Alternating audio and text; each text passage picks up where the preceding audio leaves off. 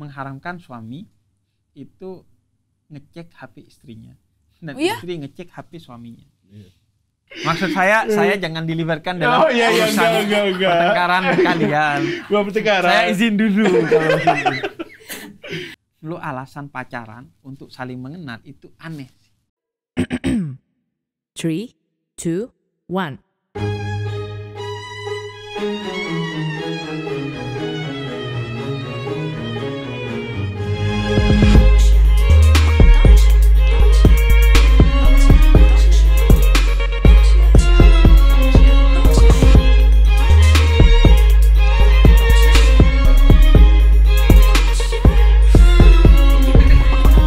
Welcome to Talkshow.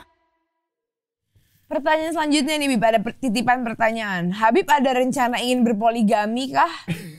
Karena kan dalam Islam tuh boleh berpoligami. Dan aku mau bertanya, apakah perlu izin dari istri? Kalau tidak perlu, apakah istri harus tahu? Ini pertanyaan ini sangat menarik dan sangat penasaran juga sih. Kayaknya ini yang menulis dan membacanya sangat emosional. Iya. Soalnya denger istri kan nggak perlu tahu gitu. Iya, nggak perlu izin dan nggak perlu tahu secara hukum. Tapi secara adab seharusnya ya izin dan memberitahu. Kenapa? Karena jangan sampai poligami justru membuat istri pertama kita itu jadi kenapa-kenapa kan. Baik secara mental, apalagi secara hubungan. Akhirnya kalau kita cerai dengan istri pertama kan suatu yang aneh. Hanya karena kita poligami justru menggadaikan cinta pertama dan sejati kita, yang notabene-nya Nabi menjaga itu hingga istri pertamanya wafat. Nah, apakah akan poligami? Pertama ya kita kan nggak bisa klaim ya. Apakah kita gini deh, gua kemarin diminta ngendorse buku tentang pernikahan, gue gak mau tuh karena gak mau terbebani bahwa seolah-olah nih pernikahan gue udah ideal gitu. Apa sih jaminan kita tidak cerai sampai akhir hayat? Kan gak ada jaminan, kita gak tahu kan. Kita berusaha, kita berdoa, oke. Tapi kan gak ada jaminan. Gue gak mau terbebani dengan wah pernah ngendorse pernikahan buku pernikahan nih. Wah berarti pernikahannya ini nih bahagia dong. Wah kayaknya sampai akhirat juga jadi jodoh nih dong kan. Enggak sih. Makanya gue gak mau begitu juga tentang poligami kan. Kita gak bisa bilang kita gak akan pernah. Gak mau gue mendapatkan klaim itu. Artinya kan kita sok tahu nih atas apa yang akan terjadi di masa depan. Nah tapi inginnya, usahanya, doanya enggak. Karena istri itu kan bagi gue adalah partner dalam hidup seharusnya. Yang bukan berarti partner itu harus istri bekerja bareng dengan kita, tapi partner hati kita, sandaran hati kita. Karena kan gini, Habib romantis juga ya ternyata ya. Iya kan ideal. Karena Qurannya bilang begitu. Quran itu bilang gini, tujuan pernikahan itu yang disepakati oleh semua madhab itu adalah sakinah. Punya anak itu ada yang bilang tujuan pernikahan, ada yang bilang enggak. Tapi kalau sakinah itu semua ulama, semua madhab sepakat itu tujuan pernikahan. Apa itu sakinah? Istri dan suami menjadi rumah bagi keduanya. Damai. Lo boleh sumpah di kantor, lo boleh sumpah di jalan, lo boleh sumpah di kampus, tapi lo gak boleh sumpah di rumah lo. Sakinah itu intinya ketika lo pulang, lo bukan cuma gak sumpah, tapi sumpah lo gak selesai tapi hilang. Masalah lo gak selesai tapi enteng aja. Dan seharusnya suami dan istri itu menjadi rumah bagi masing-masing. Makanya mungkin suami istri belum punya rumah, tapi dia harus jadi rumah. Jadi rumah itu artinya suami jadi rumah ketika nempel bagi ke istrinya jadi terlindungi dari hujan, dari panas, hujan cacian netizen kan. Sunblock saya ini Bib, karena tinggi kan kalau ada matahari langsung nggak kelihatan mataharinya. Betul. Makanya gue juga kan sunblock beneran ya. Betul. Makanya kayak seharusnya kan jadi partner, tadi jadi pasangan. Makanya kalau gue lebih suka ketika suaminya kerja, istrinya nggak kerja, karena biar ada dua urusan yang dihandle oleh masing-masing orang nih. Iya. Kayak istri misalnya, istriku, dia gak kerja. Karena menurutku bukan dia gak kerja, tapi dia punya kerjaan yang lebih gede dari lebih besar dan lebih kerjaan sulit, itu betul. sendiri, yaitu Daripada mencari ngurus nafkah. rumah Jadi tangga, rumah tangga, ngurus betul. Nggak orang sanggup loh. saya. Iya. Gila, iya. Nggak Iya, ngurus orang loh. Iya. Dengan segala perubahannya, dengan segala keanehannya. Ini manusia loh, bukan robot. Bukan pasti jam 7 bangun kemudian jalan ke sini. Enggak loh, bisa berubah-ubah. Iya. Dan itu tanggung jawab. Makanya gue respect banget kepada seorang perempuan yang menjadi ibu rumah tangga. Ibu rumah Jangan remehin seolah-olah ya nggak kerja. Nggak kerja. Mohon maaf, ini Iya. pekerjaan yang sangat 24 agung. Ini jam. ngurusin Betul. manusia loh. Iya. Karenanya Betul. gue respect kepada perempuan yang kerja, tapi juga respect kepada perempuan yang nggak kerja dalam pengertian di luar rumah, tapi ngurusi rumah tangga. Ibu rumah tangga itu pekerjaan malah lebih Capek. karena bosnya langsung Allah gitu, pekerjaannya lebih capek, lebih gede skupnya. Tapi kalau orang-orang yang poligami nanti di surga sama siapa tuh? Istri pertama, istri kedua, apa istri ketiga? Semuanya. Oke. Nah, oke ya. Jadi Ummu Salamah, salah seorang istri Nabi Muhammad, Iya. dia pernah menikah sebelumnya, hingga ditinggal wafat suaminya dan menikah dengan Nabi Muhammad. Pernah nanya gitu ke Nabi Muhammad. Terus kata Nabi, nanti kamu akan dikumpulkan dengan suamimu yang terbaik akhlak. Oke. Yang terbaik akhlaknya. Ada 2 pelajaran di sana. Satu, bahwa kumpul dengan siapa? Dengan yang terbaik, istri atau suaminya. Kan nggak mesti poligami. Iya. Iya. Bisa jadi misalnya Cerai, ya iya. suaminya Meninggal, cerai atau meninggal atau iya. apa.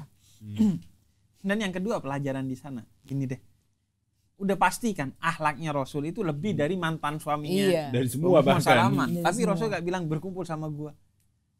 Karena akhlaknya Rasul yaitu yang penuh dengan kerendahan hati. Karena kan lu kalau kebanyakan ngomong gue lama-lama jadi ngaku Tuhan lu kayak Firaun. Iya.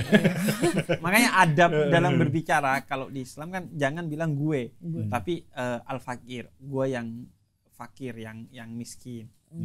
Pokoknya ngomongnya tuh dengan penuh Humbling kerendahan down. hati. Iya, gak apa-apa ngomong gue tapi dengan kerendahan hati. Entah itu nadanya nanti outputnya atau Kata-katanya. bahasanya gitu. Kayak kalau dengan lebih tua, kayaknya gue jangan pakai kata gue deh misalnya ya, Iya. pakai saya. Kalau di Arab kan pakai antum. Antum, ana. Bukan ente. Walaupun iya bukan ente. Oh, ente tuh bahasa kasar ya? Bukan kasar. Enggak, ente itu kan tunggal. Kalau antum itu jama. Jamak. Sebagai bentuk penghormatan. Makanya Allah juga kan sering di Quran pakai kata nahnu. Iya. Karena kata jamak. Bukan Iya. berarti Allah banyak dong, enggak. Bukan, Tapi itu simbol iya. keagungan Allah. Keagungan. Kita. Oke. Pertanyaannya agak Lumayan ya. Pertanyaannya berat ya, Bib ya?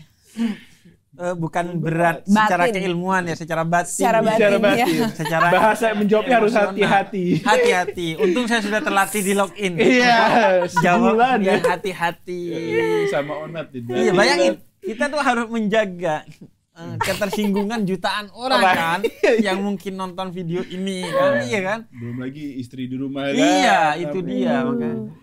Harus hati-hati. Emang bener saya tidak gampang datang ke podcast ini. Karena berasa dihakimi dia. Masa dihakimi ya? Ini ada Dan kayaknya pertanyaan. dia itu nggak bisa menasehati istri atau suaminya, terus kita yang suruh. Iya. Nanti potongan video ini Dipotong, dikirimkan dikirim ke suami suaminya. atau istrinya. Jadi kita jadi tumbal ini. Iya. Ini menurut saya Pak, pertanyaan paling menarik. Menurut Habib, kenapa sih manusia itu bisa merasa kesepian? Merasa tuh suka kesepian. Suka Merasa kesepian. Merasa. perasaan kesepian di manusia. Kenapa manusia itu bisa merasa kesepian? Jadi Karena jadi balik gini. lagi ke mental lagi. Iya, sepi itu nggak selalu negatif. Semua nabi, semua orang mulia itu suka dan menjalani sepi. Nabi di Gua Hira, Nabi Muhammad. Kemudian Nabi Musa di Bukit Tua, Bukit Tursina. Iya. Kemudian Bunda Teresa itu bilang Tuhan bersemayam dalam sepi. Jadi ketika sepi itu kita jadi meditatif, kontemplatif, sehingga Tuhan hadir. Jadi jangan anggap sepi itu selalu jelek. Karena orang kota, orang modern itu alergi kesepian. Iya. Alergi Itu hal sepi. yang Sepi dikit menakutkan. ambil HP, sepi Iya. dikit ke kafe, sepi dikit ke sini ke situ melakukan ini dan itu, seolah-olah sepi itu selalu jelek. Akhirnya dia gak pernah kenal dirinya sendiri karena gak pernah nyepi. Karena konotasinya udah memang jadi negatif. Dibikin Kayak negatif, merasa kan? kesepian tuh adalah suatu hal yang tidak baik untuk dirasa. Betul. Nah, kemudian kok bisa orang itu kesepian? Kalau pada dasarnya ya karena dia gak punya iman. Ketika dia punya iman, la tahaf wa la tahzan innallaha ma'ana. Tidak akan pernah sepi, tidak pernah takut, tidak pernah sedih, tidak pernah merasakan hal-hal yang buruk karena dia merasa selalu ditemani Allah. Gak takut karena Allah yang maha kuasa, aman semuanya. Gak pernah sedih karena ada Allah yang selalu menghibur dengan hiburan yang tidak dimiliki oleh Jaksel. Iya kan, surga, bayangin Jaksel kan surga dunia doang, Sementara neraka akhirat. Nah, itu kan. Jadi sumbernya kalau lu punya iman sih, lu gak akan kesepian. Kenapa? Karena cerita-cerita para kekasih Tuhan itu lebih banyak sepinya daripada ramenya. Apa yang disebut dengan khalwat kalau dalam spiritualitas Islam atau tasawuf itu, orang-orang kekasih Allah itu lebih senang khalwat. Khalwat itu sendiri di satu ruangan kecil. Kalau di Indonesia ada Habib Abu Bakar Gresik tuh di Jawa Timur, yang beliau itu bertahun-tahun, belasan tahun khalwat sendiri tuh. Gak ada Facebook, gak ada TikTok, gak ada gadget, cuman baca Quran, ngaji, mendalami ilmu. Jadi ya karena itu, karena hilangnya iman sehingga segala sesuatu yang bisa bikin rame lo walaupun lo sendiri itu hilang. Apa yang bikin rame? Zikir, ilmu, kemudian apa, motivasi bahwa sepi ini penting lo buat lo memastikan ramai yang lo jalani selama ini itu positif dan konstruktif. Karena gini, problemnya orang kalau menjalani keramaian terus gak pernah nyepi, dia itu gak pernah menilai ramainya itu positif dan konstruktif. Gak pernah tahu tuh. Kayak kerja terus, autopilot tuh. Iya. Bahkan dia tuh baru setelah 10 tahun ngerasa capek, kemudian temennya ngomong, lu kok maunya sih kerja di sono 10 tahun? Anjir, iya ya. Baru tuh. Karena dia gak pernah nyepi. Iya. Terus aja autopilot semuanya. Gue dulu ketika kerja tuh pernah sampai naik motor aja tuh kayak gak tahu tiba-tiba nyampe aja di kantor kan. Ini aja ya. Ngeblank. Iya. Itu kan berarti kita autopilot tuh. Iya. Padahal ciri utama manusia adalah dia bukan robot yang autopilot. Yes. Semuanya itu bisa dinamis, Iya. kontemplatif dan lain sebagainya. Nah, itu kalau kita gak punya keimanan, ya kesepian.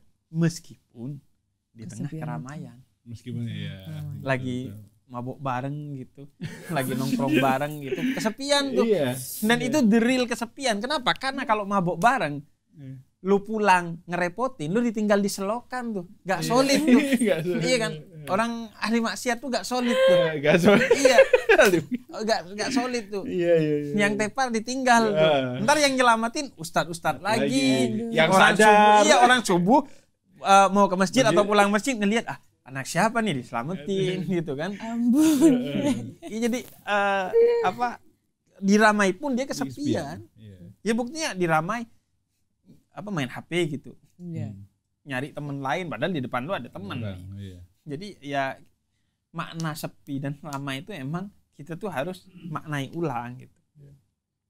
Ramai itu bukan berarti dengan banyaknya orang, sepi, banyaknya suara, banyaknya gambar, YouTube, podcast atau nongkrong. Sepi juga bukan berarti itu. Bisa jadi lo di tengah keramaian kesepian. Bisa jadi. Iya kan? Bisa jadi di tengah kesepian lo rame kan, dengerin podcast, nonton YouTube, Netflix atau ngobrol. Apapun yang sekarang digital. Jadi sepi itu tidak mesti sendiri. Intinya kontemplasi. Lo mikirin ini hidup mau dibawa kemana nih? Karena kata Imam Haddad, kalau umur 40 lo belum mikirin hidup nih mau bawa kemana, udah repot deh, telat. Kakeknya nih. Iya, itu. Jadi umur 40 tuh harus udah nemuin nih, lo mau kemana nih, jangan asal jalani ke neraka kan. Iya kan, jalani nggak tahu jalannya neraka tiba-tiba kan. Emang enaknya sih dipikirin sih. Dan makin cepet lu mikirin dan menemukan, makin akseleratif kan jadinya kan, jadi cepet. Misalnya lu sadar untuk jadi pendakwah di umur 30 tahun dan di umur 20 tahun beda. Kalau sejak umur 20 tahun berarti startnya lebih awal dan berarti lebih akseleratif kan, lebih banyak yang didapat.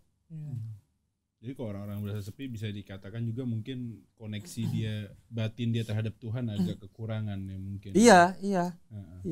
Itu kurang. yang bikin kemudian akhirnya koneksi yang harusnya terbangun juga hilang. Kayak gini lah. Kalau lo udah nggak punya iman yang tebel, nelpon orang tua juga nggak jadi solusi. Padahal seharusnya kan nelpon orang tua itu obat pengusir kesepian terbaik kan. Iya, betul. Karena ridhollah fi ridhol walidain. Keridhaan Allah itu ada pada keridhaan kedua orang tua. Artinya orang tua itu salah satu wakil Tuhan di muka bumi. Kalau lo nelpon orang tua aja gak mengobati kesepian atau gak lo anggap solusi kesepian, kan berarti iman lo bermasalah. Nah itu yang bikin akhirnya mau dihibur gimana aja nih orang gak nyelesain masalah. Salah satu ciri-ciri iman bermasalah jadinya ya. Iya. Hubungan dengan orang tua ya. Iya. Makanya kalau imannya gak bermasalah, jangankan kesepian, ketiduran juga aman. Contohnya Ashabul Kahfi. Ashabul Kahfi itu bukan cuma kesepian, 309 tahun ketiduran. Allah balik-balikin. Kan seharusnya orang 2 bulan ketiduran. Rusak loh punggungnya kalau nggak berubah kan. Tapi Allah balik-balik, Allah kasih sinar, Allah kasih makanan, Allah atur yang semuanya. 309 tahun tuh. Bayangin lu di gua 309 tahun. Kalau nggak punya iman, stres tuh. Enggak 309 tahun sih. 3 bulan aja kan. Tapi jadinya banyak kayak komentar netizen yang kalau menurut saya tuh agak gimana ya, agak menyindir orang-orang yang kayak memiliki kelainan mental, misalnya mental health gitu, dengan dihubung-hubungkannya dengan kurangnya imannya mereka. Apakah selalu seperti itu atau enggak? Gini, jadi ada satu penelitian di Columbia University selama 10 tahun. Agama itu bisa jadi obat atau justru sebab dari kelainan mental. Tergantung bagaimana agama itu diperkenalkan kepada seseorang. Bisa jadi sebab kalau agamanya isinya neraka, nakut-nakutin, Tuhannya itu seolah-olah cuman menghukum doang. Tapi menjadi solusi bagi masalah mental kalau agama itu dipahami dan diajarkan sebagai Tuhan yang penuh rahmat, agama yang penuh cinta dan lain sebagainya. Jadi balik lagi ke lu salah nggak nih baca buku agamanya, lu salah nggak milih guru agamanya, lu salah nggak nonton konten agamanya di media sosial. Makanya memilih guru itu sangat dasar banget tuh di agama. Kalau lu salah pilih guru, karena kalau di agama tuh kan guru bukan cuma urusan otak tapi urusan hati. Jadi ketika lu ketemu guru lu jadi damai. Nah, makanya riset deh guru. Jangan cuma modal Habib Jafar nih kayaknya guru yang pas karena 4 juta lebih followers. Mohon maaf, Nabi Nuh gak centang biru. 73 doang pengikutnya Nabi Nuh, tapi Nabi. Kita 4 juta pengikut nggak jadi nabi gitu. Cucu nabi aja nggak bisa dibanggakan. Kelakuannya masih begini gitu. Jadi emang riset deh. Salah satu hal yang perlu dilakukan ketika lu hidup adalah riset tentang siapa yang harus menjadi guru hati lu. Tapi kok pandangan Habib sendiri gimana dengan medikasi dan juga agama gitu dalam mental health? Medikasi. Maksudnya kayak banyak orang yang suka kayak bilang ya itu orang tuh kalau kalian suka merasa depresi, anxiety segala macam itu berarti imannya kurang gitu. Ya itu omongan-omongan agamawan yang seperti itu yang bikin agama bikin mental orang depresi. Iya, tergantung. Karena kan agama itu bisa jadi obat depresi. Dan itu diakui oleh psikolog-psikolog kontemporer. Misalnya Viktor Frankl tuh salah seorang psikolog kontemporer. Dia menemukan satu terapi namanya logoterapi. Itu melibatkan agama dalam penyembuhan masalah-masalah mental. Dengan syarat pertama, si orang yang kena mental ini yakin kepada agama dan mau disembuhkan pakai jalur agama juga. Dan yang kedua, agamawannya yang benar. Iya. Jangan agamawan yang aneh-aneh atau psikolognya sok ngomongin agama. Ini. Saya pernah tuh datang ke dokter, kemudian gini, kayak kita mau minta obat lah ke dokter karena sakit. Terus dokternya ngomong, sebenarnya nggak perlu obat, yang penting banyak istighfar. Ya memang banyak istighfar itu membantu, tapi saya kesini kan bukan untuk tahu itu. Saya kalau mau belajar itu kan ke Habib Jindan, ke dokter ini. Iya, betul. Psikolog juga gitu kadang. Oh, dia sok tahu soal agama, nggak boleh karena daya magisnya tuh, kayak daya sugestinya itu nggak punya dia. Karena agama itu bukan cuma soal intelektual kan, tapi Ahmad nih, gue ngomong ke Ahmad, percaya nggak si Ahmad nih? Kalau Ahmad nggak percaya bahwa gue ahli agama, percuma. Walaupun omongan gue bener, nggak ngesuges dia. Afirmasinya nggak dapet. Nggak dapet. Tapi kalau Ahmad udah percaya, makanya harus ada psikolog juga, biar nggak dibego-begoin orang yang ngaku-ngaku agama, tapi omongannya aneh kan, mentalnya lagi. Mat, lu kemasukan jin deh kan, ada tuh tokoh-tokoh yang mengatasnamakan agama ngomongnya ngawur. Nah kita nggak pengen agama juga diperlakukan seperti itu. Jadi yang pas lah proporsinya. Berarti proporsi harus balance antara medikasi dan juga rohani. Iya. Rohaninya harus pas juga. Bukan berarti di Islam itu tidak diakui ya kalau ada mental health problem itu tuh butuh pengobatan juga gitu. Rumah sakit jiwa pertama di dunia itu milik Islam di Baghdad. Di Baghdad. Iya. Di mana? Rumah Baghdad, sakit. Iran. Di Baghdad. Iya. Jadi Islam itu sangat concern kepada mental health. Makanya ada kata kunci dalam Islam itu beberapa untuk mental health. Misalnya tumak nina. Tumak nina itu kan tenang. Iya. Tumak nina. Jangan gerusa-gerusu.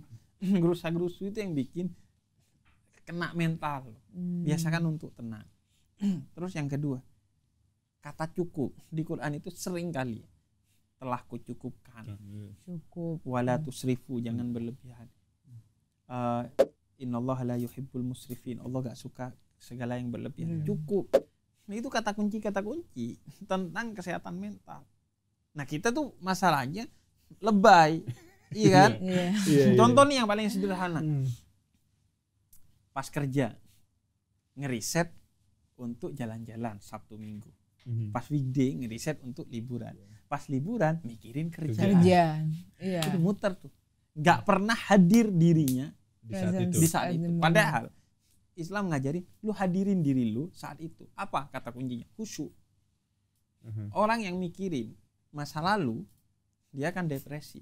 Orang yang mikirin masa depan dia overthinking. Udah mikirin sekarang, jalani sekarang. Gak usah yang di depan biar gak anxiety, gak usah di belakang biar gak depresi. Udah jalani aja. Yang sekarang ini ya. Yang sekarang. Karena kenapa? Masa lalu itu history, sejarah, dan itu milik sejarah. Masa depan itu misteri, milik Allah. Jadi yang milik lo itu sekarang udah. Masa lalu tuh sekali tobat hilang semua. Masa depan belum tentu lo besok hidup. Udah jalani aja pikiran. Masalahnya kan kita gak melakukan itu. Mindfulness itu salah satu kata kunci kan dalam psikologi. Nah itu diajari dengan khusyuk. Kita enggak lagi ngumpul nih main HP. Lagi ngumpul nih pikiran kemana-mana. Jangan kan lagi ngumpul, lagi sholat. Itu paling utama. Iya, pikiran traveling. Pikiran. Itu kan udah diajarin sebenarnya. Biasanya muncul segala macam pas sholat tuh. Iya. Itu kan pas sholat mikirin sendal. Mending pakai sendal mikirin sholat. Tapi Bib, kalau katanya apa benar nih ada Allah memberikan kita 3 pilihan. Kalau misalnya kita ada trauma atau kayak ada dendam gitu kepada orang yang ngezolimin kita, Allah memberikan kita 3 pilihan untuk membalas, untuk diam, atau untuk minta dibalasnya di akhirat saja. Itu bener gak sih Bib kayak gitu? Jadi membalas boleh dalam Boleh. Islam, tapi harus adil. Sesuai. Makanya memaafkan lebih baik. Memaafkan lebih baik. Ada satu kisah dari Nabi Muhammad yang diriwayatkan oleh Sayyidina Anas bin Malik. Suatu hari Nabi tuh ketawa tersenyum. Sayyidina Umar nanya, kenapa Nabi? Itu bedanya tawanya kita dan tawanya Nabi kan. Kita tiba-tiba ketawa gila.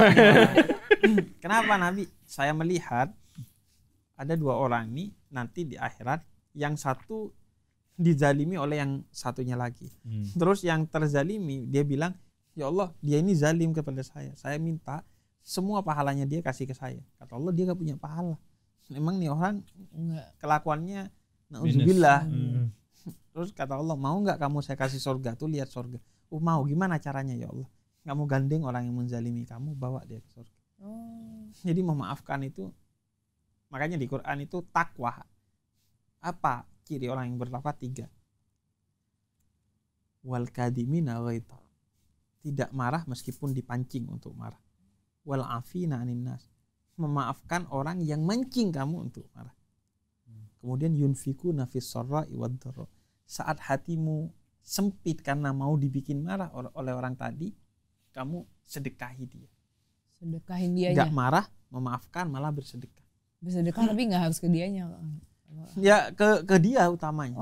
Sebagai simbol bahwa kita gak marah. Kadang kan kita, enggak, saya tidak marah kok. Tapi di hatinya, iya, panas. Iya. Nah, untuk mengobati, sedekah ke dia. Nah, itu yang sering gua lakuin ya. Ini mungkin hal-hal yang sehari-hari, dan mungkin kadang tuh kita masuk surga karena hal-hal Kecil. yang kita anggap remeh. Iya, kan? bukan kecil ya, tapi nggak kebayang lah. Iya. Ada orang itu dijamin masuk surga oleh Nabi Muhammad karena Allah mengabarkan kepada Nabi Muhammad bahwa dia itu tiap mau tidur maafin semua orang yang telah berlaku salah kepada dia sehari itu. Di zaman Nabi Daud dan Nabi Sulaiman ada orang dijamin masuk surga hanya karena tiap mau makan doa dulu. Nah, gue tuh punya kebiasaan, salah satu yang sering gue lakukan, dan gue gak bilang ini ikhlas ya. Gue juga marah, tapi gue mendidik, memaksa diri gue melakukan ini. Kalau di ojek online, ini kadang kan ya bikin marah nih kan tukang ojek juga mungkin di tongkrongan mereka suka ngobrolin kan, ini penumpang bikin marah. Iya, pasti. Pastilah ya, namanya manusia. Cuma yang gue lakuin kalau gue marah sama tukang ojek online, setelah gue turun gue tambahin tuh tipnya. Gue kasih tip tuh. Gak ikhlas sih, saya harus jujur bahwa saya gak ikhlas. Tapi saya memaksa dan mendidik diri saya untuk melakukan apa yang Allah perintahkan kepada saya di Quran.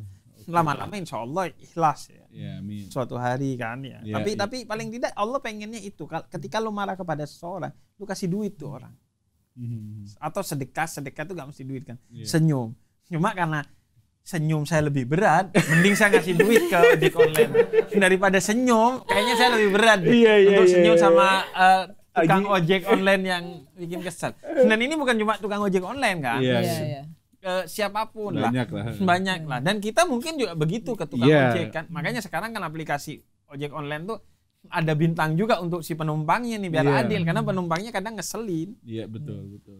Cuma karena kita di posisi penumpang selama ini, jadi gibahnya kita tukang ojeknya kan gitu. Kita manusia ini kan memang udah aneh kan. Kita kalau naik mobil kesel sama motor. Kalau naik motor kesel sama mobil. Gitu aja hidup kita muter-muter gitu. Betul. Enggak ketahuan ujungnya tuh. Kalau naik mobil memang ini motor ya. Ini motor ya. Tapi nanti anak naik motor, nih mobil nggak ngasih jalan. Padahal cuma 1 meter. Nggak sabar nggak bikin terlambat juga, cuma 1 meter doang gitu kan. Ya manusia lah. Iya. Nah, pertanyaan selanjutnya Bib, ini pertanyaan ngeselin. Pertanyaan yang sebenarnya sering ditanyakan oleh biasanya pada yang nanya ini ateis biasanya. Oke. Tapi pengen aja dikasih paham di Talkshow gitu ya. Pertanyaannya gini, Allah itu merupakan sosok yang paling kuat. Apakah Allah bisa menciptakan sosok yang lebih kuat dari Allah? Makanya, saya yakin Habib tahu jawabannya. Jadi bertanya itu memang sumbernya ketidaktahuan. Iya. Tapi bertanya itu tetap harus ada ilmunya. Betul. Kalau enggak, pertanyaannya itu bukan salah, nggak ada orang salah nanya. Tapi pertanyaannya yang salah. Penanyanya nggak salah, pertanyaannya yang salah. Pertanyaannya yang Itu salah. dia udah klaim nih, Allah maha segala-galanya, maha Iya. kuasa. Bisa nggak menciptakan yang di atas kuasanya? Lah, itu berarti kan dia mematahkan klaimnya sendiri Klaimnya dengan sendiri pertanyaan dengan kedua di belakangnya. Jadi pertanyaannya itu sudah problematis. Jadi dia kayaknya perlu belajar bertanya dulu Belajar bertanya. sebelum bertanya. Iya. Iya. Jadi kayak Tasya itu adalah seorang perempuan.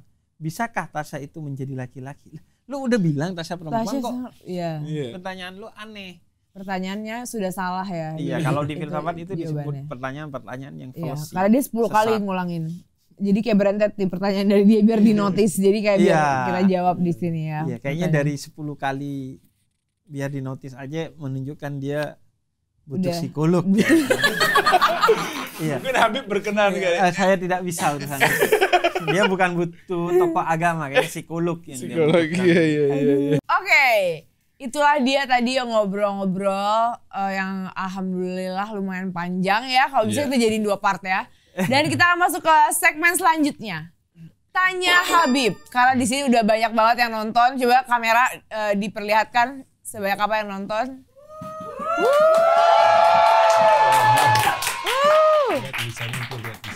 Ya, silakan. Silakan siapa yang mau bertanya pertama? Ya, silakan. Habib mau bertanya tentang tadi la yukallifullahu nafsan.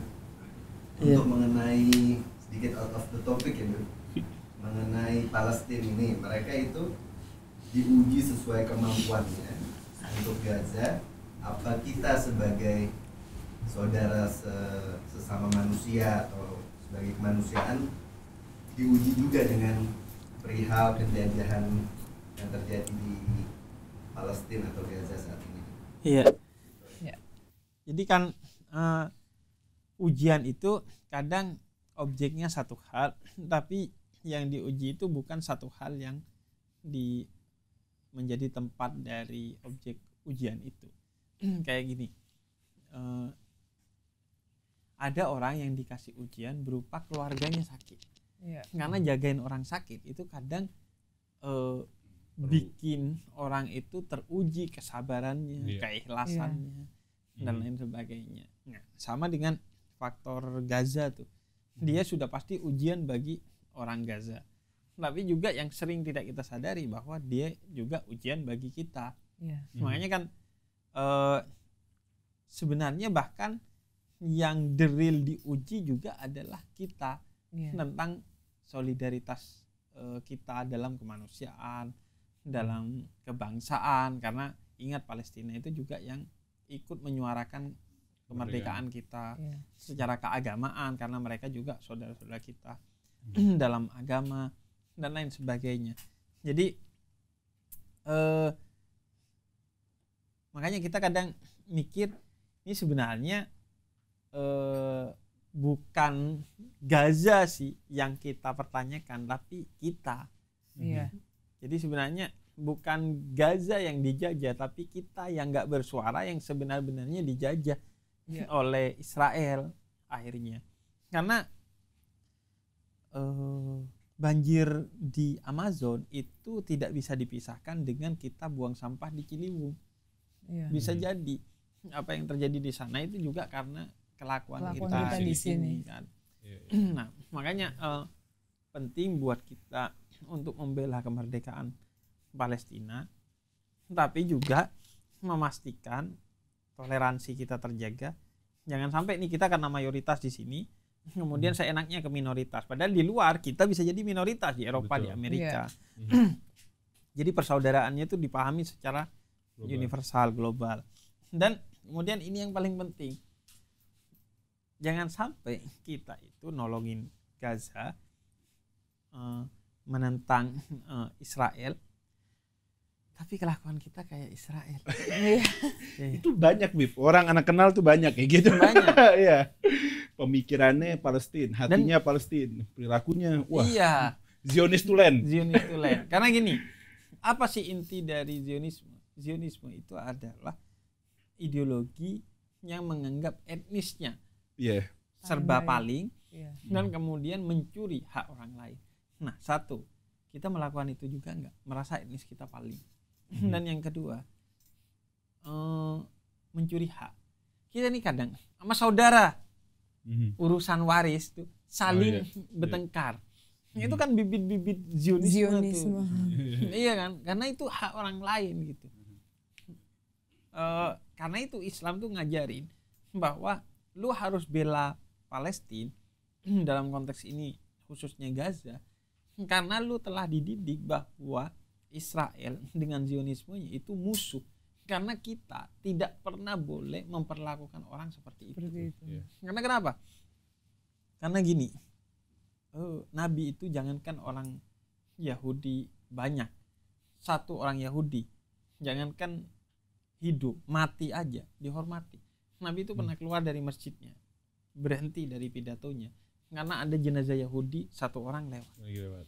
Okay. Terus yang kedua, Sayyidina Umar ketika jadi khalifah, itu pernah menegur hingga mengurungkan pembangunan masjid oleh gubernur Amr bin As di Mesir karena mau memaksa tanah orang Yahudi yang nggak mau dijual untuk pembangunan masjid di sana. Oke. Iya. Nggak boleh jadi. Nggak boleh, Iya. tanah haknya orang. Iya. Kalau dia nggak mau beli ya udah. Nah, Iya. kita itu seringkali kadang kelakuan kita tuh aneh-aneh. Kayak apa ya? Yang sederhana deh. Nih kita punya pohon mangga. Masuk ke tetangga, dahannya. Nggak kita tebang tuh. Iya. Padahal seharusnya kita tebang karena itu bukan hak kita tanah tetangga tuh. Makanya tetangganya bukan berarti dia berhak atas buah yang tumbuh di halamannya juga, tapi dia berhak untuk menegur agar si orang itu menebang. Kalau enggak kita tebang sendiri. Nah itu perkara yang simpel aja. Iya. Makanya kata Nabi, iman itu ada 60 sampai 70 cabang. Cabang pertama syahadat, cabang terakhir itu membuka jalan bagi orang lain, memindahkan duri dari tengah jalan. Kata Habib Umar bin Hafid, siapa yang membuka jalan bagi orang lain sambil bersyahadat, 60 sampai 70 cabang iman itu dirangkum dalam satu hatinya. Nah, itu yang diterapkan di ketika gua ke Tarim, Hadramut Yaman sana. Jadi misalnya tangga milik salah satu pesantren di sana, Rubat Tarim itu. Itu tangganya ke dalam, bukan keluar. Oke. Jadi kalau tangga kita itu kan tipikalnya keluar. Iya. Ini gua tadi masuk ke rumah ini ya, walaupun di dalam rumah ya, tapi tangganya itu kan keluar, menjorok keluar. Iya. Atau nih gini, kita punya rumah nih, ada carportnya. Iya. Tuh jalan turunan tuh bukan di tanah kita, tapi udah di jalan. Iya. Kita bikin jalannya agak landai, tapi bukan di tanah kita. Itu sesuatu yang nggak boleh. Oke. Karena itu bukan hak kita. Jangan gunakan untuk fasilitas pribadi kita. Nah itu tangga karena saking hati-hatinya dirubat ke dalam, menjoroknya nggak keluar. Oke. Karena khawatir mencuri atau memakai haknya orang lain. Jadi itu bisa jadi ujian ke kita juga. Udah pasti. Dan kitanya itu bukan hanya kita umat Islam, tapi kita umat manusia kan. Secara keseluruhan. Gitu Bapak. Begitu Bapak, sangat serius sekali. Serius Begitu sekali. Bapak. Baik. Pertanyaan selanjutnya. Pertanyaan selanjutnya. Silakan. Jadi nggak? Gali. Ayo Gali. Ayo. Ditungguin nih Gali. Ini gordennya dulu. Oke, dari aku, Beb. Iya. Oke. Iya. Weh, sini dong biar kelihatan. Biar kedengeran. Habibnya jadi ngelihat. Audio. Siapa yang biar nanya? kedengeran. Perkenalkan, saya Hashim dari Cinere. Passwordnya Rumahnya mau dijual di Cinere. Rumahnya mau dijual. Tanya, Beb. Kan dalam Islam itu kita dikasih tahu kalau sabar itu tidak ada batasnya. Nah, itu boleh sampai tahap mana sih, Beb? Misalkan kita udah bermasalah sama orang nih. Terus itu kita sabarnya tuh harus sampai mana gitu loh. iya. Jadi Maaf kalau nggak penting ya, Beb. penting. Iya, karena saya juga mulai gak sabar ada pertanyaan-pertanyaan kalian. Jadi sabar itu gak ada batasnya. Kenapa? Karena balasan atas kesabaran kata Al-Quran adalah pahala yang tiada berbatas. Batasnya sabar apa? Tidak sabar. Nggak ada tuh. Gua ini udah tapal batas kesabaran gua, nggak ada. Batasnya sabar adalah tidak sabar. Nah, kenapa sabar gak ada batasnya? Karena sabar itu perasaan yang mengiringi sikap kita. Bukan berarti kalau orang sabar gak menuntut secara hukum.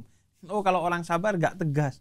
Enggak, sabar itu mengiringi ketegasan, kemudian tuntutan secara hukum. Yang penting itu dilakukan dengan sabar, bukan dilakukan dengan tergesa-gesa.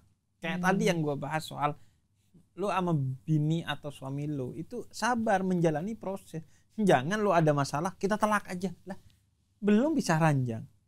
Kalau kata anak skena, kisah ranjangnya mana? Belum nih, belum tegas. Jadi sabar itu satu perasaan, sehingga gak ada batasnya. Namanya perasaan kayak cinta, gak ada batasnya. Jadi perasaan yang seharusnya mengiringi solusi yang kita ambil secara bertahap demi setahap gitu. Jadi akhirnya ya udah gak ada batasnya. Intinya sabar itu kan menjalani sesuatu tanpa emosi. Jadi respon-responnya dengan pikiran lah ibaratnya. Dan memberi waktu kepada alam di bawah kuasa hukum Allah untuk menyelesaikan masalahnya secara baik-baik. Nah masalahnya kan kita pengen cepet-cepet nih, nggak sabar. Makanya ayatnya itu watawasau bil haqqi watawasau bis sabr. Kesabaran dan kebenaran itu pertama digandeng oleh Allah. Jadi tidak ada kebenaran tanpa kesabaran, tidak ada kesabaran tanpa kebenaran. Itu satu kesatuan. Makanya misalnya ya, Nabi Nuh itu 950 tahun bersabar dalam berdakwah.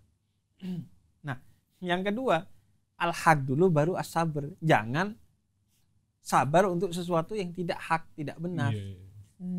Misalnya Anda di KDRT nih sama suami atau istri, saya sabar. Bukan sabar itu mah tolol. Pastikan benar dulu baru sabar, bukan sabar atas sesuatu yang nggak benar.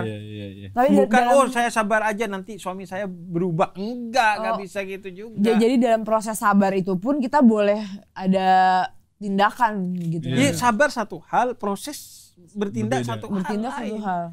Karena orang konsepsinya kan kalau sabar tuh berarti nggak bertindak, diam aja, tenang aja.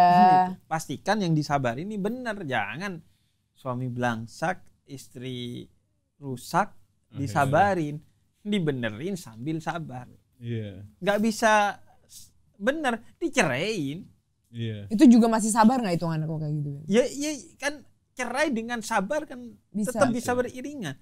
Cerai sebagai pilihan terakhir setelah kita bersabar dengan cukup panjang. Bukan berarti kalau cerai berarti lo gak sabar, ya enggak. Iya, kecuali tiba-tiba cerai. Atau cerainya dengan emosional berarti lo gak sabar tuh. Tapi kalau cerai sebagai proses bukan berarti gak sabar. Berarti banyak ya orang yang miskonsepsi sama arti sabar. Kan? Iya, kayak diem. Sabar tuh berarti diem, ya sabar gitu kan. Iya, sabar tuh. Kayak malah tambah gak sabar orang gitu, tambah sepaneng gitu. Iya, makanya seharusnya sabar itu tetap prosesnya dijalani. Kayaknya Anda sering tidak sabar kayaknya. Iya. Ya, saya sering disuruh sabar soalnya. Tapi sabar itu sabar disuruh diam, sabar gitu. Kayaknya sabar nggak gini juga deh gitu. Sabar itu bukan diem. Bukan diem tapi tindakannya nggak boleh nggak faktor emosi. Begitu kan? Kayaknya Anda kalau mau ngomong ke dia ngomong aja deh. Gak perlu ada kamera kan? Bukan, gak perlu ada kamera kan? Anda bisa ngomong di kamar nanti. Bisa. Cuma lagi mengartikan tadi konklusi. Betul bukan? Kurang lebihnya gitu loh. Berarti saya yang terlalu suudzon. Arti kata-kata Habib ini kan kayak seperti itu gitu. Kayaknya dia kurang paham. Betul ya, itu kan benar sambil sabar. Sambil sabar, iya. Benar. Tindakannya harus tetap diambil dan benar. Iya, berarti mengambil tindakan pun masih bisa dibilang orang sabar dengan mengambil tindakan. Ya kan? harus lah, kalau nggak ngambil tindakan pembiaran akhirnya, bukan sabar. Bukan sabar, nah itu. Iya. Nah selanjutnya Anda selesaikan sendiri. Selanjutnya ada berikut. Hari ini tidak ada sponsor ya, Golden Black Coffee ya ini sponsor kita hari ini. Jadi beli Golden Black Coffee kita nyumbang 2,5% ke Palestina ya hari ini. Baru dibahas. Masuk. Iya. Oke, pertanyaan selanjutnya. Ayo. Oke. Oh, itu yang di belakang dulu. Belakang dulu deh. Ya. Ini. Mungkin lo harus in frame ya, Bib, ini tatonya juga banyak nih. Bib. Sini. Kayak- Sleeve-nya naikin dulu, sleeve-nya. Saya udah mulai sholat, panjang. Udah mulai sholat. Dan dia Udah paling mulai suka kisah Nabi, itu sahabat Nabi siapa, Bib? Nuaiman. Karena sama-sama tukang mabuk. Iya. Anak bilang sama dia, Nuaiman ada nabi tuh zaman. Di zaman tuh gak ada nabi, gak usah Dan sembarangan. ini juga Nuaiman itu kan cintanya ke Nabi tiada terkira. Iya. Dan yang kedua Nuaiman itu tetap dihukum sama Nabi, Nabi, bukan berarti iya. gak dihukum. Lo gue hukum Oke. nanti, Dik. Silakan. Amal jangan lu Pertanyaannya. jual. Silakan pertanyaannya. Dari manggil kaknya kelihatan bahwa dia pemuda tersesat. Iya. Semua orang manggil Bib, ini Bib, kak. Kak. Cucu Nabi, Bos. Memang reot. Beb, kayak gini beb lo. Begini adanya di neraka. Ya, gimana Oke. gimana? Tadi kan ada sempat ngebahas keluarga ya. Iya. Nah, saya mau nanya tuh sebagai anak tuh kita tuh punya batasan nggak sih atau kayak tahapan ketika ngehadapin masalah orang tua yang dimana itu masalah sosial orang tua, tapi itu ada sangkut pautnya sama mereka dan juga anak gitu. Ya kita tuh sebagai anak menghadapinya gimana sih? Kayak ada nggak sih batasan-batasannya? Iya. Nggak boleh kita lakuin. Gini, doa kita kepada orang tua tuh Robbi ufirli wali walidayya warhamhuma kama rabbayani shaghira. Yang bisa membalas kasih sayang orang tua kepada anak itu hanya kasih sayang Allah kepada orang tua. Kita gak bisa membalas. Apalagi ibu. Ibu itu kata Nabi 3 kali disebutkan. Karena ada 3 proses seorang ibu yang tidak akan tergantikan. Yaitu ibu hamil kita, itu mempertaruhkan nyawanya, melahirkan kita mempertaruhkan nyawanya, menyusui kita itu mempertaruhkan nyawanya. Makanya kata Nabi, ibumu. Jadi orang tua itu memberikan sesuatu yang pasti kita gak akan pernah bisa balas. Karena itu kita diwajibkan berbakti, berbuat baik kepada orang tua, betapapun belangsaknya orang tua kita, betapapun jahatnya orang tua kita, betapapun orang tua kita udah gak ada benarnya sama kita, nyiksa kita, tetap dia ngelahirin kita, dia mengandung kita, dia menyusui kita. Itu 3 hal yang lu mau bayar pakai apa gak bisa tuh. Jadi itu pondasinya agar kita tetap apapun, mau orang tua kita beda agama, kelakuannya busuk, mau zalim kepada kita, tetap dia orang tua kita yang harus kita hormati, kita berbuat baik, kita berbakti kepada dia. Nah, kemudian bagaimana seharusnya ketika kita ada masalah dengan mereka, ya tetap diselesaikan. Cara menyelesaikannya tadi emosional, jangan mengutamakan rasional. Jadi rasional itu dibungkus pakai emosional. Karena kalau orang udah tua, dia itu akan kembali seperti anak-anak. Iya kan? Iya. Jadi kalau ketika anak-anak kita dibesarkan dengan pup dan kencingnya kita dibersihkan. Suatu hari orang tua kita kalau umur panjang, kita yang bersihkan pup dan kencingnya. Dan gini, kayak dulu orang tua kita itu memandikan kita dengan tawa ketika kita kecil. Tapi suatu hari kita akan memandikan orang tua kita dengan tangis ketika orang tua kita sudah sangat tua dan gak bisa mandi sendiri. Maka omonglah secara emosional. Jangan, emosional ini bukan emosi ya, tapi dengan perasaan yang tidak menyakiti dia, tapi tetap edukatif kepada dia. Karena ketika orang sudah tua, dia seperti anak-anak lagi tuh. Dia gak bisa berpikir secara rasional dulu. Dia berada di zaman yang bukan zamannya dia, yang tolok ukurnya dia masih zamannya dia. Iya. Jadi ada banyak hal yang harus dikompromi, dan itu harus emosional, baik bahasanya, cara bicaranya kita, diksi yang kita pilih, semuanya itu harus emosional. Dan kalau masih tidak berhasil, ya kita tetap pilih jalan yang mau kita pilih, tapi dengan cara yang tidak menyakiti orang tua kita. Misalnya nih, ketika kita untuk memilih agama yang berbeda dengan orang tua kita, atau jalan baik pekerjaan ataupun pernikahan yang berbeda dengan orang tua kita. Ya tapi misalnya dirahasiakan dari orang tua, kemudian dibohongi orang tua dalam pengertian white lie, kebohongan yang positif. Karena kan bohong dalam konteks kekeluargaan itu boleh sama Nabi Muhammad. Jatuhnya bukan bohong tapi Melindungi. Iya, melindungi lah.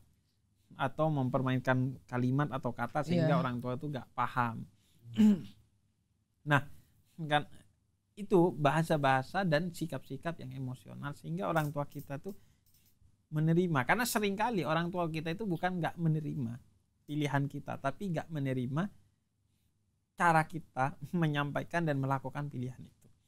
Jadi lebih yang lebih bermasalah itu bukan pesannya tapi kesannya. Pesannya sih mungkin diterima-terima aja, tapi kesannya itu jadi kayak lu kok kayak ngangkangin gua gitu. Makanya kata si Nadi, jangan gunakan kecakapanmu dalam berbicara untuk berdebat, untuk mengelabui orang tuamu, karena yang ngajari lo berbicara itu adalah orang tua lo gitu. Jadi lebih ke situ sih, bagaimana strategi kita memberi kesan yang baik. Apakah kamu bisa? Bukankah kamu melakukan itu kepada calon istrimu dulu? Bukankah kamu melakukan itu kepada calon suamimu dulu? Kenapa sekarang kamu tiba-tiba seolah-olah gak bisa? Karena kamu gak pernah menganggap orang tuamu spesial seperti istrimu atau suamimu, sehingga kamu gak mau memberikan effort untuk berpikir secara rasional dan emosional agar bisa menangani orang tua. Coba perlakukan orang tua itu sebagaimana atau lebih dari memperlakukan pasangan lu. Bisa kok. Cuma masalahnya orang tua lu masih penting gak bagi lu. Makanya di awal gue nekankan bahwa mereka selamanya penting lu. Jangan lu main-main dengan mereka, karena selamanya mereka penting. Kalau lu anggap dia penting, lu pasti akan sabar. Lu pasti akan mencari diksi yang benar. Lu akan mencari tempat waktu yang benar untuk ngomong. Sebagaimana kita dengan istri kita atau suami kita kan gitu. Ajak makan dulu, ya kan, mau ngomong gitu ya. Enggak, kamu sibuk. Jadi gua ajak makan dulu lama kayaknya. jadi kalau orang tua kan enggak diajak makan. Langsung aja. Iya, langsung digas, terus enggak pelan-pelan. Jadi lu gak mau investasi sih sama orang tua lu. Ini gak ketemu. Investasi kebaikan. Iya, investasi kebaikan kan. Lanjut, Dik. Boleh nanya dikit ya? Kalau dalam konteksnya itu permasalahan orang tua, itu sebagai anak gimana? Sebagaimana permasalahan lu dulu juga ditangani oleh orang tua lu, maka permasalahan orang tua lu sebaiknya juga lu tangani semampu yang lu bisa. Kan gitu. Karena ketika lu gede, orang tua lu mengecil, dia yang justru jadi anak lo secara tidak langsung ya. Karena mungkin secara usia lo lebih muda, tapi secara umur, kedewasaan lo jauh lebih dewasa kan daripada orang tua lo di periode tertentu. Karena kan umur manusia itu naik, setelah itu kan turun lagi. Umur itu bukan usia ya, bukan angka, tapi kesadarannya. Jadi naik, nanti turun lagi tuh.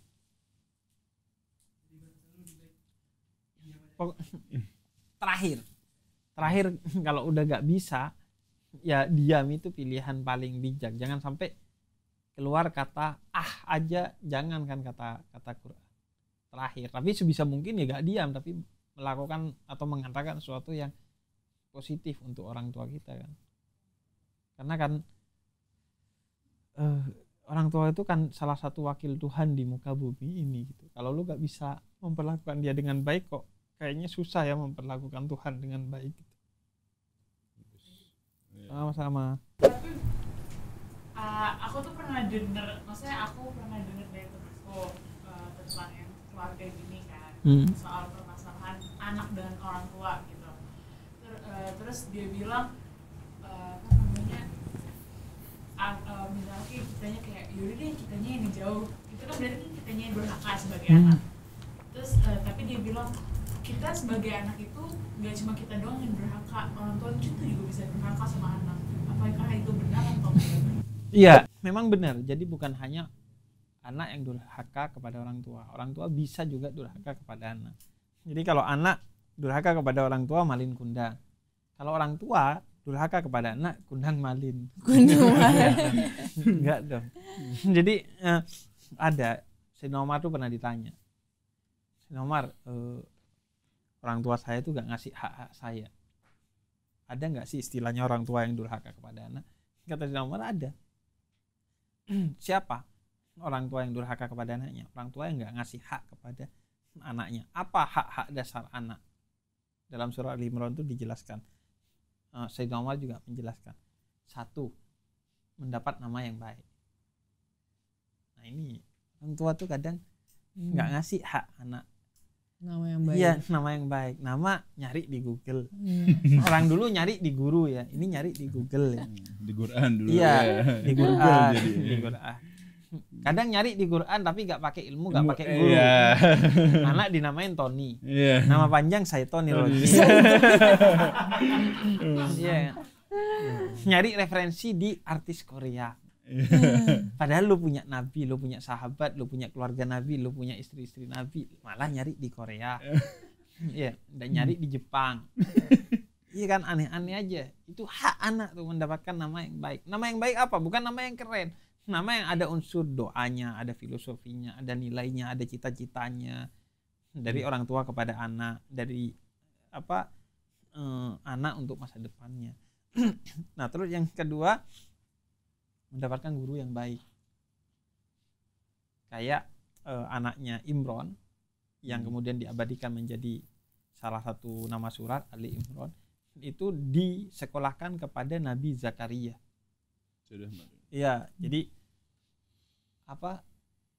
cari sekolah ke anak itu yang benar. Jangan cuman mikirin standar internasional, standar ini, standar itu kan.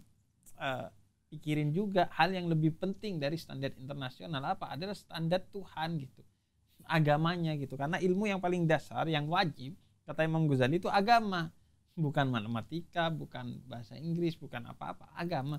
Apakah matematika nggak penting? Penting. Ada seorang ulama Al-Amudi yang kemudian masuk surga karena pintar matematika dan ngajar matematika. Muridnya mimpi dia masuk surga.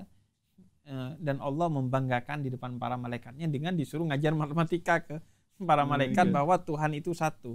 Dan dia menjelaskan bahwa semua angka itu muncul dari satu. Jadi semua makhluk muncul dari Khalik, yang diciptakan itu muncul dari Sang Pencipta. Jadi itu. Kemudian juga anak berhak mendapatkan perlakuan-perlakuan baik dari orang tuanya. Jangan mentang-mentang orang tua kemudian seenaknya gitu memperlakukan anaknya. Sejak kapan? Sejak di dalam kandungan. Makanya keluarga Imron itu anaknya sejak di dalam kandungan itu sudah dinazari dengan nazar-nazar yang baik, dibacain dengan bacaan-bacaan yang baik.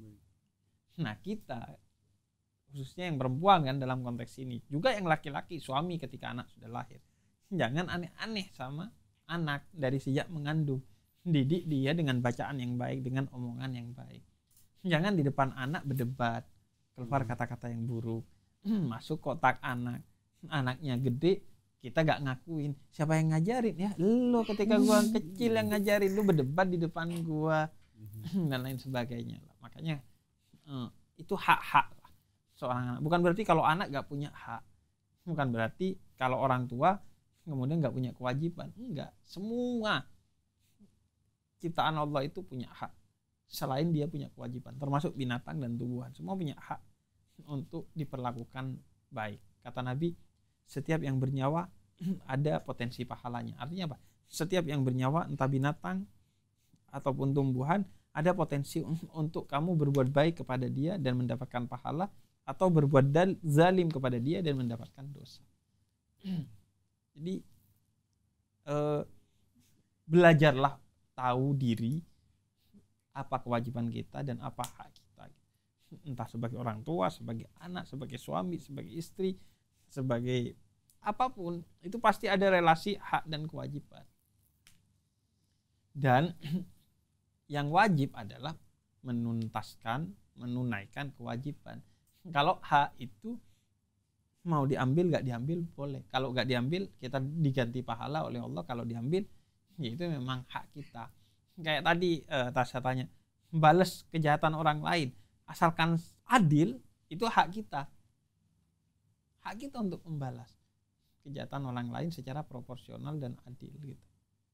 Tapi kan susah, makanya kata Allah, ya udah deh maafin aja lu, biar lu nggak dapat hak dari manusia lain tapi dapat ganjaran dari Allah. Tapi Ana mau lanjutin dari pertanyaan itu. Kalau orang tua durhaka, apakah itu menggugurkan kewajiban si anak terhadap orang tuanya? Jadi lu kayak kelihatan bukan cuma punya masalah dengan istri, man. Ana nggak punya masalah sama orang tua. Ente kan kenal orang tua Ana. Kayaknya juga punya masalah dengan orang tua. Oh nggak ada, Ana nggak punya. Ente kan kenal orang tua Ana. Jadi apa tadi kan? Apakah? Jadi ini Karena- tujuannya buat orang-orang sebetulnya yang bertanya-tanya. Kalau orang tua nanti ente telepon aja minta. Kan punya nomornya. Ada. Makanya. Pada saat orang tua durhaka terhadap anak nih, kalau kasus emang bener ada yang menurut kayaknya Iya. jarang banget ya. Iya. Namanya orang tua naturalnya kan apapun yang dilakukan faktor perhatian dan sayang ya. Tapi bila itu terjadi, apakah itu menggugurkan kewajiban si anak yang sudah dewasa ya? Kita bicara. Enggak, tetap. Itu kan soal hak dan kewajiban itu menempel kepada orang tua dan anak. Tetap kita harus berbakti kan tadi. Apapun keadaannya tetap harus berbakti. Tetap mau harus dia pindah agama kayak mau dia zalim kalau kepada dia kita, dibuang dari kecil gitu. tetap aja. Ya, kalau dia Dan kan tahu. tadi dia katakanlah dibuang dari kecil, emang nggak dikandung, Tetap mengandung. emang nggak tetap- dilahirkan. Itu tetap melahirkan. Itu dua hal yang kata para ulama yang menyebabkan Nabi menyebut ibumu. 3 menit. Ayah, emang dia nggak berinvestasi atas lahirnya anak itu, entah itu ekonomi, entah itu seksual, entah itu ini dan itu. Semua kan ada investasi, dan investasi itu mau lu ukur pakai apa? Lu menyebabkan seorang manusia itu ada di dunia. Yang tadi nggak ada nongol tuh ya. Jebret. Itu dia. Lu mau tukar apa? Gak bisa tuh ditukar. Di sini- Buktinya apa? Coba aja lu tanya kepada orang yang belum punya anak tuh, mau nggak semua hartanya dikasih ke dia asalkan punya anak? Orang yang normal akan bilang mau. Karena itu emang sesuatu yang Iya. makanya Quran menyebutnya qurratu a'yun kan. Apa? Pelipur lara, bunga hati. Iya. Iya kan? Bahkan dalam momen-momen tertentu kadang cinta kita kepada istri atau suami mulai berturun, ke anak nggak pernah kan? Iya. Iya kan? Iya. Karena kan Karena ada. naik terus ya dia, jadi nggak tahu ke istri gimana ya. Ini sampai bingung nggak mentok-mentok. Nah, jadi ini bohong tapi nggak dosa. Gak apa-apa bohong untuk gombal-gombal tuh boleh. Anak dalam nggak pernah keluarga. gombal. Jujur. Jujur. Cuman dibilang gombal. Coba Ini kita hukumnya matikan nggak dosa kameranya. ya. Tapi nggak Nah, dosa. jadi kalau ke anak nggak pernah turun. Iya, kalau ke anak mungkin akan terus Naik tumbuh terus ya. tumbuh. Iya. Iya kan, Ya, orang so tua far ya kita Orang ngerasa tua itu gitu. kan saking bertumbuhnya terus cintanya kepada anak. Orang tua itu kan selalu jadi pembohong yang ulung kepada anaknya. Oke, Kan? iya. Iya kan? Selalu Ini- bilang baik-baik aja. Mhm. Selalu bilang kenyang walaupun lapar kalau anaknya lapar. Selalu bilang punya duit walaupun nggak punya duit kalau anaknya nelpon kan. Iya. Sesuatu yang hanya akan lu rasakan ketika orang Udah tua lu punya. nggak ada itu. Oh iya. Itu makanya gini, orang pintar itu belajar dari pengalaman dirinya. Orang bijak itu belajar dari pengalaman orang lain. Orang goblok itu nggak belajar dari pengalaman dirinya dan orang lain. Jadi jangan nunggu orang tua lu gak ada kalau lu bijak. Belajar deh sama orang yang ditinggalkan orang tuanya. Iya. Betapa hidupnya itu jadi lemas, kayak separuh hidupnya itu hilang. Iya. Apapun keadaan orang tuanya, mau gimana pun. Mhm. Lah dia orang tua kok, dia ngelahirin kita. Lu gak ada nih, diadakan sama orang tua. Dan izin Allah ya. Iya, yang mengadakan Allah, tapi perantara yang Allah pilih itu adalah orang tua. Dan karenanya orang tua itu sering kali ditempelin ke Allah, ridho fi ridhol walidain. Keriduan Allah itu ada pada keriduan kedua orang tua. Ini pertanyaan broken home semua ya. Jadi. Broken home Iya, ya. jadi beri. Nada-nada pertanyaannya kayak tidak baik-baik saja dengan orang tuanya. Kalau misalkan anak kecil terus didiemin sama anak kayak gitu boleh nggak sih Bib? Ya gak apa-apa, diam itu kan salah satu bentuk komunikasi yang paling akhir kan. Paling akhir. Tapi la ikraha fid din, tidak ada paksaan dalam agama. Ya, Tugas lo adalah menyadarkan dia bahwa kemurtatan dia salah dalam keimanan lo. Tapi tetap aja lo harus berbakti kepada dia. Lo harus baik-baik dalam dakwah kepada dia. Jangan sampai menyudutkan iman yang telah diyakininya. Karena kata Allah, dibuatlah orang yang meyakini kebenaran itu, dia menganggap secara psikologis kebenaran itu ya kebenaran. Sehingga dia akan pegang teguh walaupun di mata kita itu salah. Makanya jangan lu jelek-jelekin keimanan dia. Karena orang itu dibuat melihat kebenaran itu adalah sesuatu yang benar. Jadi ya yang penting tetap baik dan cara dakwah kita ke dia juga baik gitu. Kalau enggak, lu mengafirmasi dugaan buruk dia kepada lo dan mengafirmasi iman dia kepada dirinya sendiri. Oh bener emang tuh anak gua Islam tapi kelakuannya begitu. Berarti bener pilihan gua nih untuk murtad gitu. Jadi ada satu cerita dari Jalaluddin Rumi, seorang spiritualis muslim. Ada seseorang yang anaknya itu seneng sama cowok muslim. Terus suatu hari dinasehatin gak mau nih anak, tetap mau sama cowok muslim dan mau masuk Islam karena ngikutin cowoknya. Akhirnya orang tuanya udah pasrah, anaknya tiba-tiba pulang ke rumah, gue gak jadi nikah sama cowok muslim itu dan gue gak jadi masuk Islam. Kenapa? Karena dia terganggu kepada suara azan yang volume suaranya itu sampai mengganggu dan jelek suara muazzinnya. Akhirnya si bapak ini datang ke muazzin itu, terima kasih katanya, karena berkat lo anak gue gak jadi masuk Islam dan gak jadi nikah sama orang Islam. Jadi kita itu kan kepanjangan duta besar dari Islam yang harus kita jaga tuh sikap-sikap kita, karena apapun sikap kita orang non muslim akan menganggap oh Islam gitu ya. Makanya hati-hati gitu. Tambahan satu, kenapa ayah cuma sekali?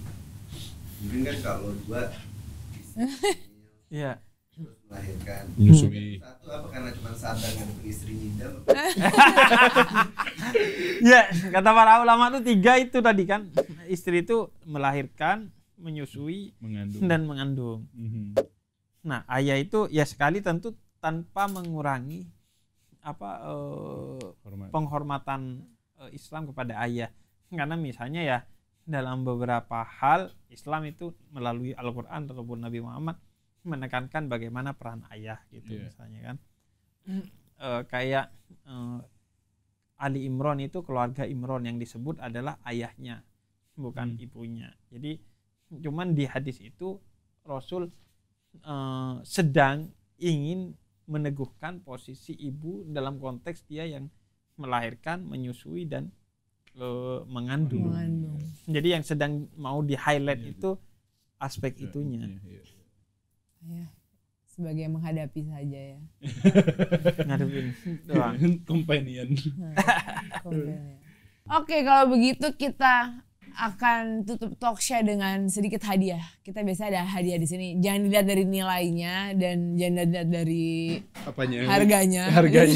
Tapi dari perhatiannya aja. Tapi dari keunikannya aja. Apa? Ini Gila, ada serius. kaos pertama Bib. Serius banget. Ya. Gila. Kaos. Saya baru sekarang loh ada hadiah yang seserius ini. Oh ada satu waktu diajakin podcast sama Sujiwo Tejo itu dikasih lukisan wajah, lukis sendiri. Kita juga kasih lukisan. Gila, serius Nabi banget nih loh. bos. Tulisannya cucu Gila. Nabi nih bos. Gue udah pasti ini sih, pasti Pajang wajah. boleh lah. Ya. Yang ini boleh di take down nggak ya? Ini yang paling seperti Bante loh. ini seperti mendekati ini soalnya. Iya.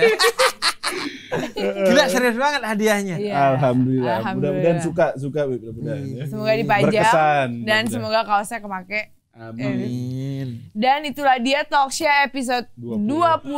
Terima kasih banyak Habib sudah Terima mampir ke kasih. sini. Terima kasih Udah banyak diundang. sekali. Kita banyak banget dapat ilmu dan penonton masih makin ramai di sini, ada ribuan penonton ya. Mari kita tutup. Terima kasih juga kepada suami saya yang telah menemani saya di sini dan Sama-sama. berdebat sedikit di Ya, sini. biar menarik kan. Biar menarik. Iya. Dan terima kasih yang udah nonton. Mari kita tutup videonya. Bye bye everyone.